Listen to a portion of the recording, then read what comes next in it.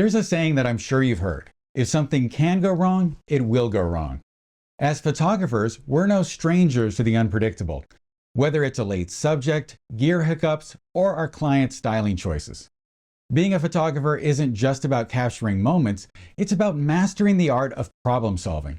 Now picture this scenario. Your client entrusts you with the task of photographing 40 professional athletes, and you only have 10 minutes with each player. The challenge intensifies as you navigate through multiple poses, various lighting setups, and the stringent demand for perfection. As you can imagine, failure is not an option. This daunting feat has been my reality year after year, and the key to my success lies in anticipating every conceivable problem, adapting swiftly to unforeseen circumstances, and always having a reliable backup plan. In today's video, I'm going to share with you the strategies that I use in high-pressure commercial photography situations to always keep the shoot on track and to maintain my calm no matter what happens. Even when I'm dying inside, I do everything to make sure that my client has no idea that things are melting down. My hope is that these examples from a recent basketball trading card photo shoot will help you make it through whatever life throws at you on set, whether you're a family photographer or an advertising photographer.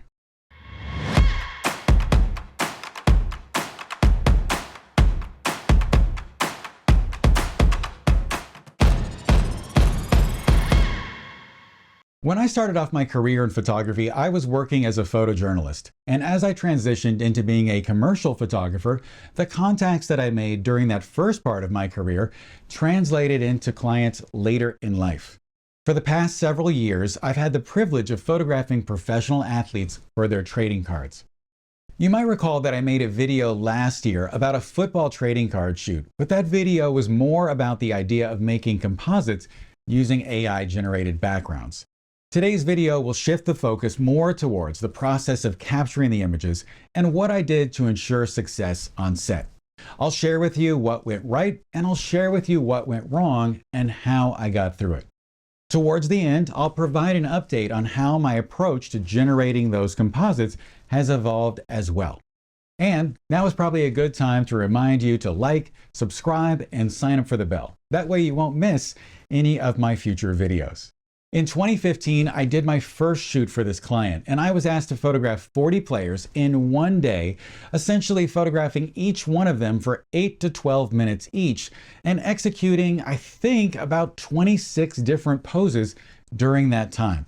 I photographed the players in one lighting setup, and then I had them move within the set to get slightly different looks.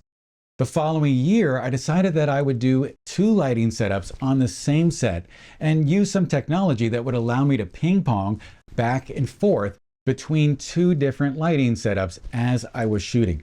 Technically speaking, I was using pocket wizards in speed cycling mode.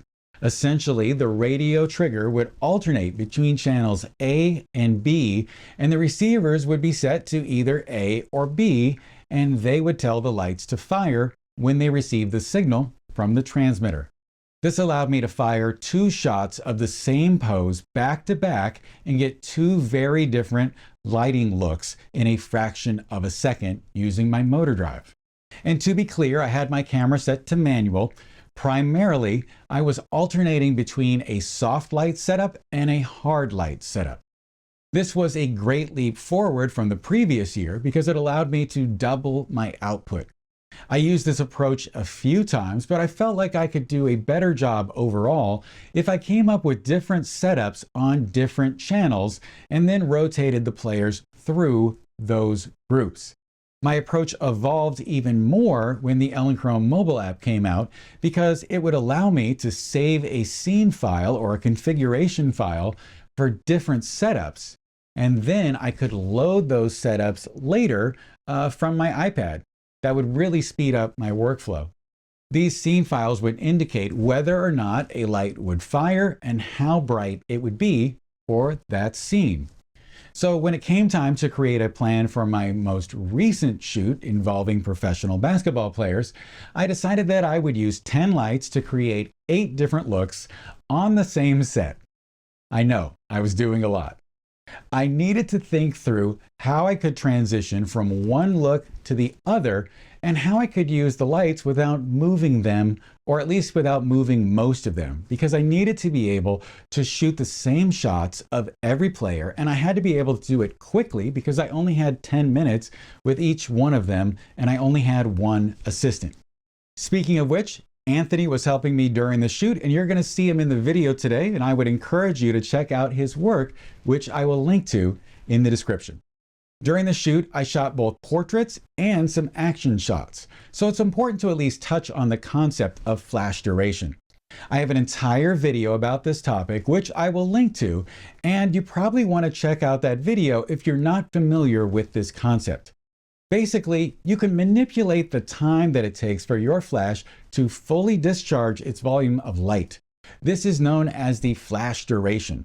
By adjusting your power settings, usually by turning the power of the lights down, you can shorten the flash duration, the amount of time that it takes for that light to come out, to start and then stop. The shorter the flash duration is, the more crisp your images are going to be.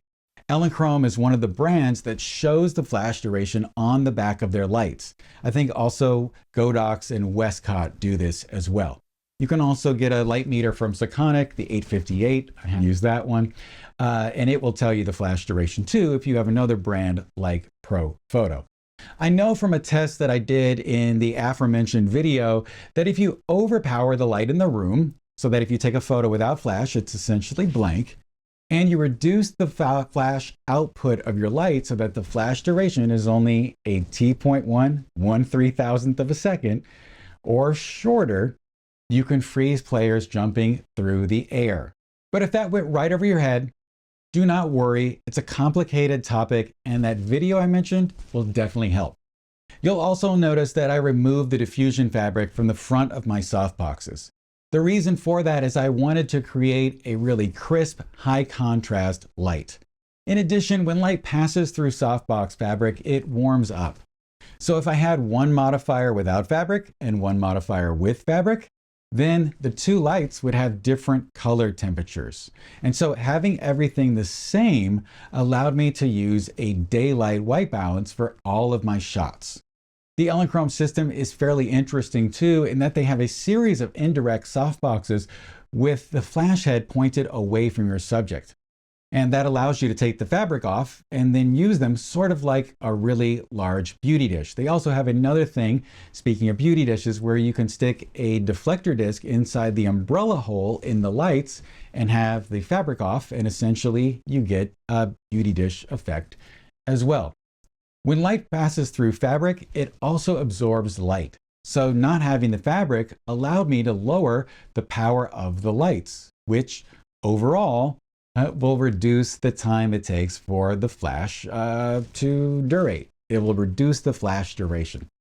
So not only would I get the look that I was going for, that high contrast, sports sort of image, I would also freeze the athletes in motion while shooting a series of images with my motor drive. And to touch on that a little bit, normally when I'm working in my studio in a non-high pressure situation, I will try to time the shots to get exactly what I want.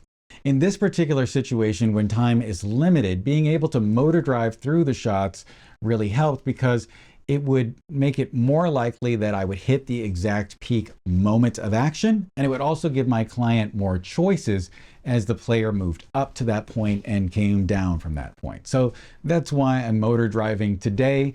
There is a very good reason for it. My client intended to cut the players out and paste them into designs they had in mind for the cards, so the backdrop I used was not for the final images. It was just there to make masking them out a little easier.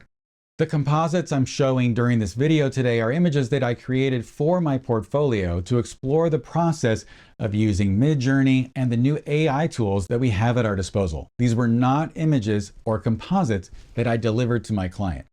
Next, I'm going to walk you through all 8 looks and share with you how we used marks on the floor, signs on the wall, and worked through some challenges.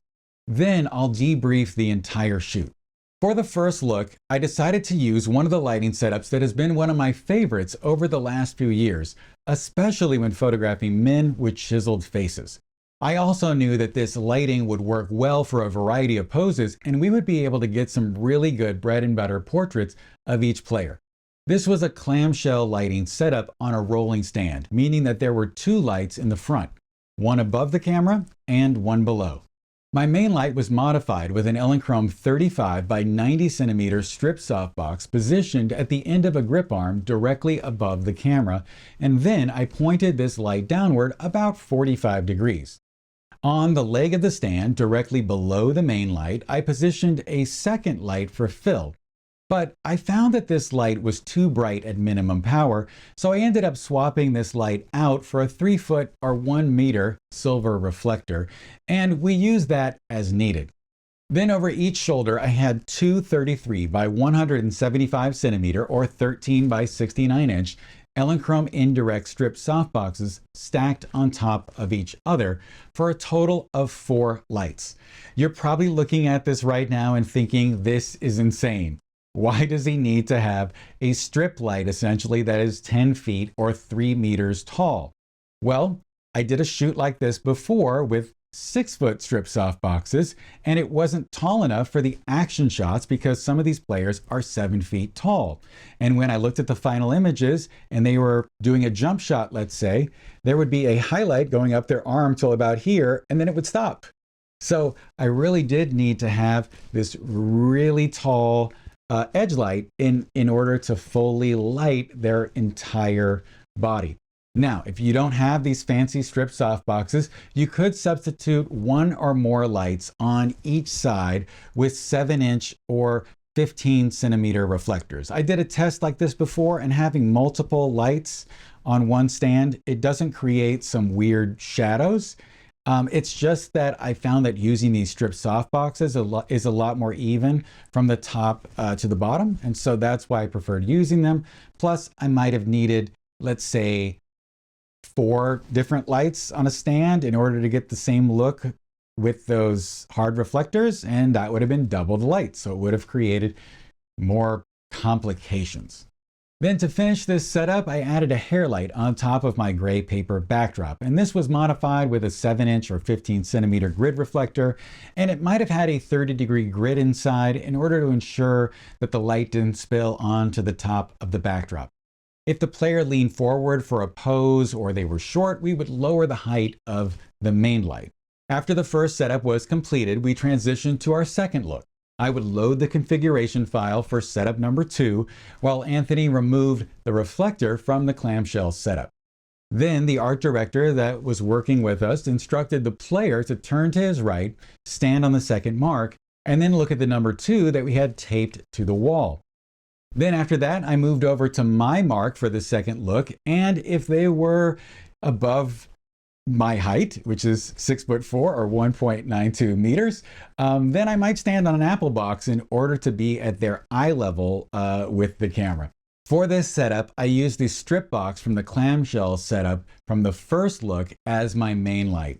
I then used 2 of the strip softboxes on the right-hand side of the set as my edge lights, and a light with a 7-inch reflector and barn doors off to the side as my hair light.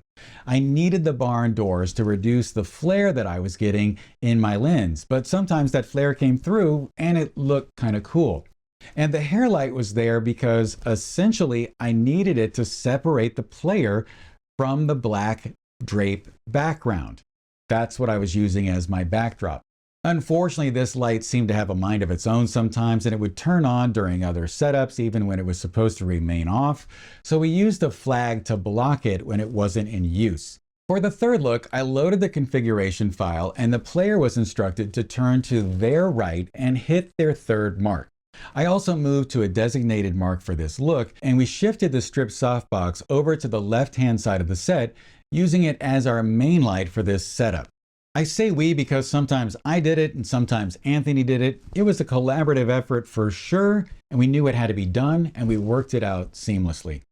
For this look, Anthony held a flag between the main light and the player in order to create a shadow on the left-hand side of their face. The black X on the floor indicated where Anthony was supposed to position the flag, and there were similar markings for the placement of the rolling stand as well. I then utilized the same lights we used in setup number 2 to create a kicker and a hair light. As we transition to our fourth look, I rolled the clamshell setup over to the left-hand side of the set, ensuring to point the light at the wall just in case it didn't cooperate and started flashing on its own. Anthony would then remove the flag and I would load set number 4 on the iPad, then make my way over to the starting position. On the right-hand side of the set, a 6x6 foot Westcott scrim gym with white fabric was set up throughout the shoot to bounce some of the light from the back into the shadows. I preferred this passive fill rather than using a light because it reduced the chances that something could go wrong. The art director directed the player to hit the mark for number 4, and then I captured a silhouette using all 5 lights in the back with the player looking down at the ball, then forward, and then up at a mark that we had on the wall labeled 4B. Thankfully, all we had to do for look number 5 was have the player turn around 180 degrees and repeat the poses. For look number 6, we aimed to create some side-lit, moody action images. We had the player turn towards the right-hand side of the set, and we turned around a 70-centimeter octabox on my right. This small octa would become our main light. The art director asked the player to pose on or above mark number 6 and simulate dribbling, calling plays, shooting jump shots, dunking the ball, etc. All while pretending that the basket was on the right-hand side of our set. After loading the scene file, I would back up considerably, maybe 20 or 25 feet, and sit on an apple box. Where I placed my laptop was really crucial because I needed the cable to be able to reach both positions for number 3 and for number 6. The player's eye line was off at times, so to address this next time, I plan to place a sign about 10 feet off the ground, 3 meters, in an appropriate place that says, "Look here."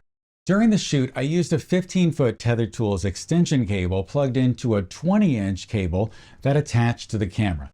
This setup ensured that if anyone tripped over the cable, including me, it would just separate, and that would prevent the camera from being ripped out of my hands. Canon's EOS utility was employed for tethering the camera to the computer, allowing the images to be written to both the camera's disk and the laptop, creating an instant backup. The destination folder for the program was a capture folder for a Capture One session that I had set up for the shoot. This way, when a file was written to that folder, it would automatically be imported into the program, and then we could review it on set. Sometimes the players would come over and look at the images of themselves, which would not only motivate them, it also helped them to realize that they needed to make adjustments to their action poses. One of my favorite moments was when the number 1 draft pick came over and was gushing over his photos on the computer, and I had to remind him that we needed to get back to work. In another instance, a player told us how we could distinguish between him and his twin brother. So it was a lot of fun on set in general. For look number 7, we intended to create front-lit action images. On the left side of our set, Anthony turned around a 150 centimeter or 59-inch Elicnhrom indirect octabox, which became my main light. The scrim gym likely provided more fill for this look because the main light was directed towards it. I loaded the scene file once again, and I also utilized the 5 lights in the back. The art director then directed the player through the same poses from number 6, and despite instructing them to pretend the basket was above my head, upon reviewing the photos, I noticed that sometimes they were looking at me and sometimes they were looking off to the side. So next time I'm going to need a second look here sign. Maybe I'll use one of those little Nerf basketball hoops or something. If a player couldn't jump because of an injury, I had them rise up on their tiptoes on 1 foot so they would look like they were jumping in composited images. For some players, we required additional images, leading us to create an 8th look. We started off by placing an apple box in the middle of the set, and Anthony held the 70 centimeter octa in the beauty dish position using the grip arm that we were using on top of the C-stand for look number 6. So the grip arm not only helped us get more height in the previous look, it also helped Anthony get it into the correct position for this shot. We found that it was easier for him to hold the the grip arm, than to hold the entire C-stand. We also experimented with using the hair light above the background to enhance the separation between the player's hair and the backdrop, but I feel like I never quite got it dialed in where I wanted it. If there was time left over, I might freestyle an image or two. Then we would all shake hands, say thank you, and reset for look number one. As we moved through the shoot, capturing a diverse group of players, I found myself fine-tuning the lighting and updating the scene files. Sometimes I needed to make a light brighter, and sometimes I needed to make it darker. I also ensured that the modeling light on our main light for that specific setup was activated, providing a clear indication of the scene file that I loaded on the iPad. While the app did encounter some hiccups, we managed to navigate through them.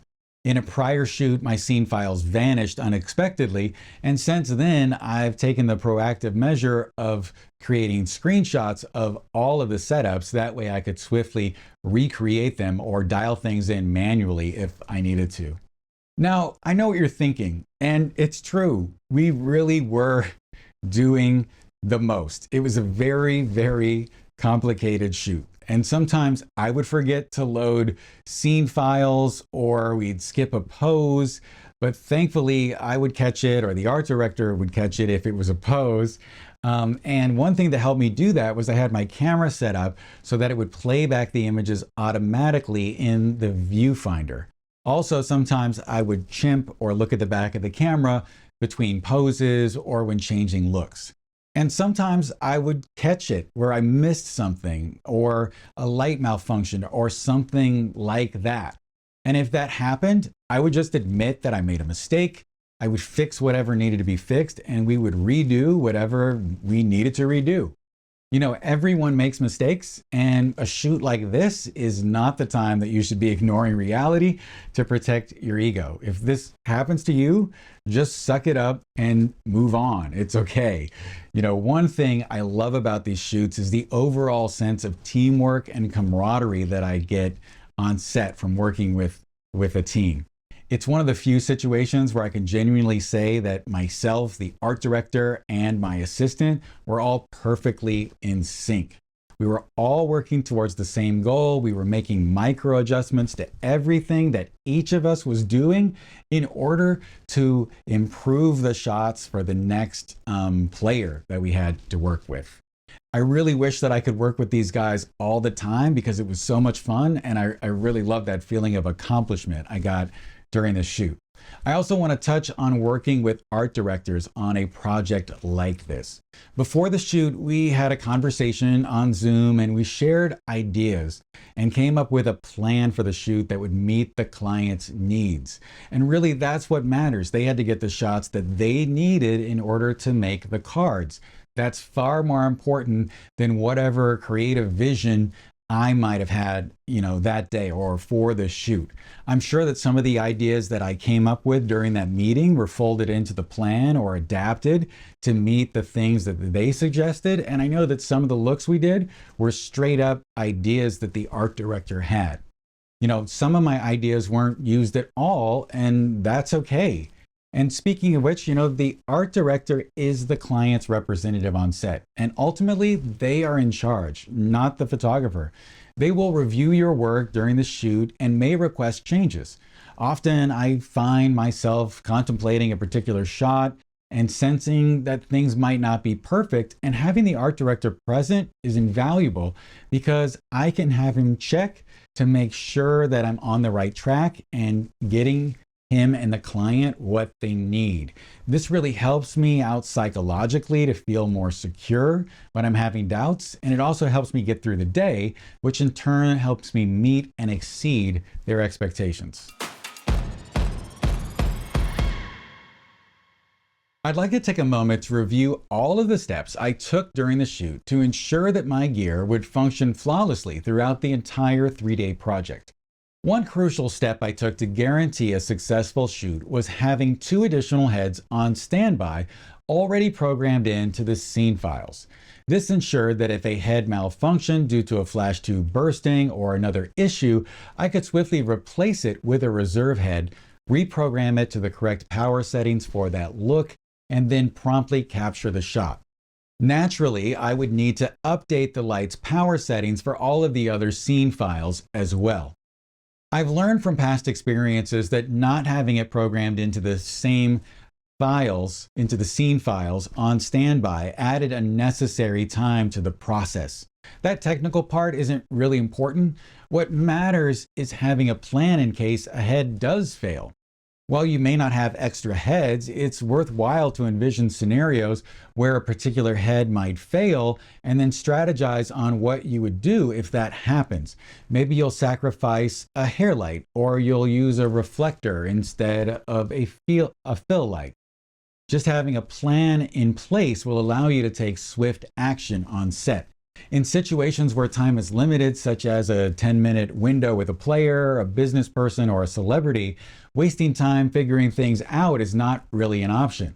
This principle holds true even for family photographers, where keeping a 3-year-old waiting has real consequences. To mitigate any further disruptions, I also had additional triggers positioned next to my laptop, all set to the same frequency, ready to go. That was there just in case the trigger that I was using happened to malfunction or run out of batteries, or if anything went wrong. I could then just seamlessly pick up the spare one and turn it on and keep going without missing a beat. Many of my lights were battery powered during the shoot, so I would charge the batteries overnight and during lunch. Elicnhrom also has a really cool feature where you can charge the batteries while the head is in use by plugging in a USB-C power source, be it a power bank or a charger. So I would do that too in order to make sure that everything was on the right track. As you can see, the main objective is to think of all the ways that your gear can fail you and have a plan to act if that happens. And while it might go without saying, I had sandbags on everything. I'll link to a video that I made that is all about how to use a C-stand and, more importantly, how to use it safely. My client wanted the files straight out of the camera so that they could quickly manage the post-production themselves while I was shooting. This is not unusual in commercial photography, and it's also a reminder of why you want to do as much as you can in camera, because you're not always going to be in charge of the post. Plus, having a flippant attitude on set and doing sloppy work isn't going to endear you to your clients when they review the images on your laptop. As I said earlier, the composite images that I've been showing you during this video were created for my portfolio and also to learn how to add AI to my workflow. Please check out the link below for the video I mentioned from last year where I went over this post-production process in detail. But I will also summarize my workflow for you here and let you know what's changed over the past 6 months. After I selected the images, I used Evoto to retouch the photos using a preset that I created specifically for this shoot. That would take care of about 99% of the skin retouching, and I might have to go in and Photoshop out a blemish or two. I could have posted these portraits on the plain gray background, but that was going to get old really fast, so I chose to generate background plates using Midjourney. Going through this process and using my imagination has been a lot of fun. I would base the backgrounds on the city where the team plays or their team colors. Over the past 6 months, Midjourney has evolved and it's capable of producing high-resolution images by upscaling their standard output. However, I discovered that enlarging their standard resolution images using Topaz Photo AI often yielded better results. This software has proven invaluable for enhancing resolution, adding sharpness, and reducing noise. In addition, it takes less time to upscale an image than Midjourney. Employing AI to create backgrounds has been a game changer, though it's not perfect. While it would be ideal to travel to each location for dedicated photo shoots, that's just not practical. I'm sure that AI image quality will continue to improve, but for now, this is what we can create. I chose to use a gray background rather than a white background because I wanted to avoid potential issues with white artifacts around the edges of black curly hair. Unfortunately, I think my hair light was a little strong, and the edges of the player's hair for many of the shots was the same tone as the backdrop. Perhaps a darker backdrop, or a lighter backdrop, or a Chroma Key green backdrop would have been a more suitable choice. However, my clients didn't say anything about this, so maybe it's not a problem, and I'm just the only one thinking that. I want to thank you so much for taking the time to watch this video today. I know that the shoot was very elaborate and it may not be something that you'll encounter in your work.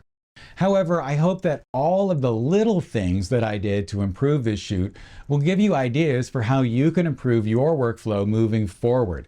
Having a well thought out plan A, B, C, and D really helps me to stay calm when under pressure, and ultimately that leads to better images. If you enjoyed learning from me in this video, there are ways that you can take things to the next level. I have 3 lighting handbooks that you can purchase and download today. Each one will guide you through the process of recreating 20 different lighting setups, and they can be found at johngress.com/lighting handbooks. You can also learn from me on my online exclusive members-only learning platform, the Academy with John Gress. On the Academy, you'll get access to exclusive tutorials and 2 live monthly Q&A and critique sessions. So for more information and to sign up for a 3-day free trial, just go to johngress.com/academy. And if you'd like to learn from me in person, I'll be teaching workshops throughout the year, and you can find information at johngress.com/workshops. If you have any questions or comments, please leave those below. And as always, I hope that you have a great day, and I'll talk to you soon. The composites I'm showing during this video today are images that I created for my portfolio to explore the process of using Midjourney and the new AI tools that we have at our disposal.